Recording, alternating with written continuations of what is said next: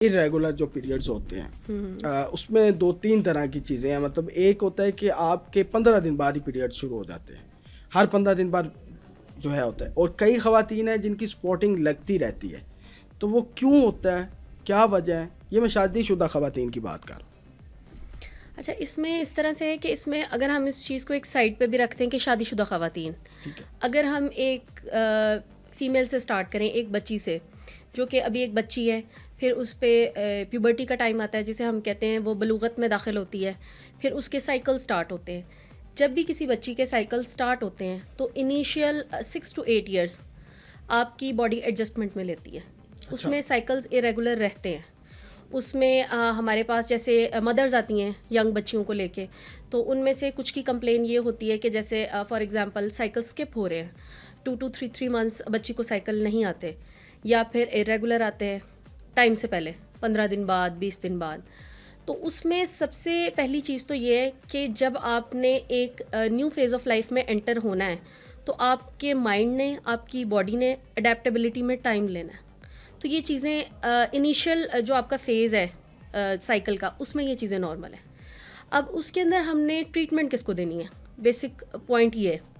अब उसमें हम जैसे मदर्स आती हैं छोटी बच्चियों को लेके, उसमें फिर हम उनसे ये क्वेश्चन करते हैं कि जो ये इरेगुलर साइकिल्स हैं वो बच्ची को किस तरह से इफ़ेक्ट कर रहे हैं। क्योंकि अगर तो उसकी बहुत ज़्यादा ब्लीडिंग हो रही है तो उसमें फिर खून की कमी, फौलाद की कमी, अनीमिया, इस तरह की चीज़ों का ख़दशा होता है। उसको हमने ट्रीट करना है कि हम उसे उस लेवल पे लेके आएँ कि बहुत ज़्यादा उसका ब्लड लॉस ना हो बच्ची का। अगर बच्ची का बहुत ज़्यादा ब्लड लॉस नहीं हो रहा, और इसमें मोस्टली स्किप होते हैं साइकिल्स 3 मंथ्स बाद या 4 मंथ्स बाद, इनिशियली ये पैटर्न होता है। अगर बच्ची अनीमिया की तरफ नहीं जा रही, उसकी क्वालिटी ऑफ लाइफ बहुत ज़्यादा इससे इफ़ेक्ट नहीं हो रही, तो हम इसमें रीअश्योरेंस, क्योंकि बच्ची अभी स्टार्ट में अपनी इस फेज़ ऑफ लाइफ के, तो इसमें हम बहुत ओवर मेडिकेशन नहीं करते। वो फिर आगे जाके नुकसानदेह होती है, यूज़लेस है। अभी आपने जस्ट उनको देखना है कि ये चीज़ उनको उनकी क्वालिटी ऑफ लाइफ को डैमेज तो नहीं कर रही। अगर ये चीज़ उनकी क्वालिटी ऑफ लाइफ को डैमेज नहीं कर रही, then it's okay, it's fine. तो ये तो है हमारी यंग बच्चियों की बात, वो मैरिड भी हो सकती हैं, अनमैरिड भी हो सकती हैं। अब हम आते हैं दूसरे फेज़ की तरफ, जो आपका बेसिक सवाल है कि अगर कोई बच्ची हमारे पास न्यूली मैरिड या एक मैरिड खातून आती हैं जिनमें इरेगुलर स्पॉटिंग का इशू है, तो उसमें उसे हमने बहुत बारीकी से देखना है। ये एक चीज़ बहुत ज़्यादा मिस हैंडल्ड है। बहुत सारी ख़वातीन ऐसी हैं जिनको स्पॉटिंग का इशू रहता है, लेकिन वो इस चीज़ को समझ नहीं पाती हैं कि ये क्यों है।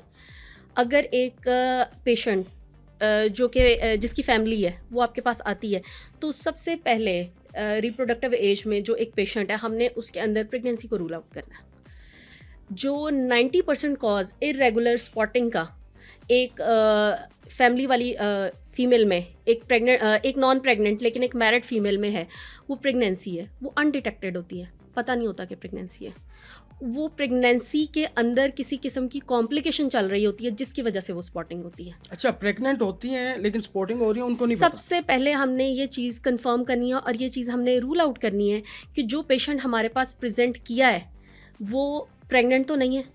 क्योंकि अगर हमारे पास एक मैरिड औरत आती है, एक पेशेंट आया मेरे पास फॉर एग्जांपल ओपीडी में, अब वो मैरिड है और उसकी ये प्रेजेंटिंग कंप्लेन है कि मुझे 2 मंथ से इरेगुलर स्पॉटिंग है, इसमें जो सबसे पहली चीज़ है जो हमने करना है वो इनका प्रेगनेंसी टेस्ट है। दिस इज़ वेरी सिंपल, लेकिन ये सबसे ज़्यादा मिस हैंडल्ड कॉन्सेप्ट है, क्योंकि ख़वातीन का भी ध्यान इस तरफ नहीं जाता। और अगर तो आपका डॉक्टर क्वालिफाइड है, वो एक स्पेशलिस्ट है जिसके पास प्रॉपर एक सर्टिफिकेशन है, तो ऑब्वियसली उसका फर्स्ट स्टेप यही होगा। I am sure about that. लेकिन अगर आप किसी जीपी के पास जाते हैं, या फिर हमारी सोसाइटी में क्वैकरी बहुत कॉमन है, क्वालिफाइड लोगों के पास लोग कम जाते हैं, अनक्वालिफाइड प्रैक्टिस बहुत कॉमन है। उसकी मल्टीपल रीजंस हैं, वो एक अलग टॉपिक है बहरहाल। तो उसके अंदर इस चीज़ को फोकस नहीं किया जाता कि सबसे पहले आपने प्रेगनेंसी को रूल आउट करना है। अगर कोई मैरिड पेशेंट आपके पास आ गई है, आप सबसे पहले उसका प्रेगनेंसी टेस्ट करें। Very simple and very precise, सबसे पहले आपने इस चीज़ को रूल आउट करना है। अच्छा डॉक्टर साहब, पीरियड्स के दौरान कई लड़कियों को बहुत ज़्यादा पेन होती है, बड़ी ज़्यादा, कि वो शिद्दत से भी नहीं, वो बर्दाश्त नहीं हो रही होती।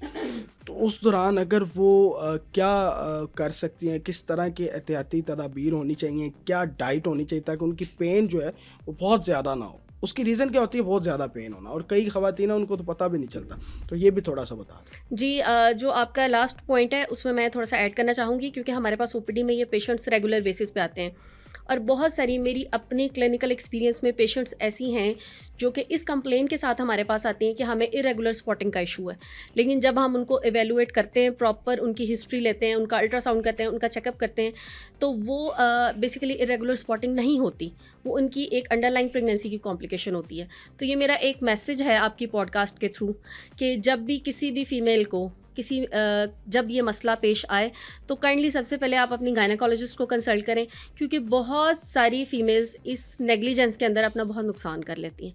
तो ये एक की मैसेज है इस आज की पॉडकास्ट से। अब आपके इस क्वेश्चन की तरफ आते हैं। ये जो आपने बात की है पीरियड्स में पेन की, इसे बेसिकली अगर हम मेडिकल लैंग्वेज में कहें, इसे हम कहते हैं डिस्मेनोरिया ड्यूरिंग मेंसेस पेन। अब इसकी टाइप्स हैं दो हमारे पास। एक वो टाइप है कि एक बच्ची है, उसके साइकिल स्टार्ट हुए हैं, उसको पेन है, इसे हम कहते हैं कि ये प्राइमरी डिस्मेनोरिया है। ये नॉर्मल है कि उसकी बॉडी, उसके सारे के सारे उसके हार्मोन्स और वो सारी की सारी एक न्यू फेज़ ऑफ लाइफ में एंटर हुई है। ये अडेप्टेबिलिटी है, ये नॉर्मल है, ठीक है। इसे हम कहते हैं जो स्टार्ट से है। हम बेसिकली हिस्ट्री लेंगे पेशेंट की। अगर हिस्ट्री में हमें ये डायग्नोज होता है कि इस बच्ची को स्टार्ट से ही ये इशू है, तो मोस्ट लाइकली ये प्राइमरी है।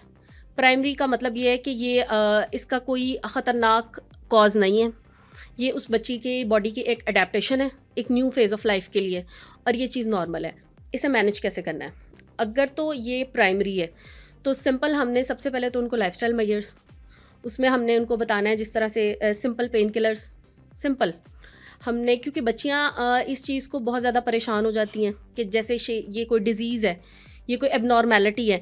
और हमारे पास ओपीडी में जो बच्चियाँ आती हैं उनमें से बहुत सारी इस फेज़ में जा चुकी होती हैं कि वो इंजेक्शंस ले रही हैं और ड्रिप्स ले रही हैं इस पेन के लिए।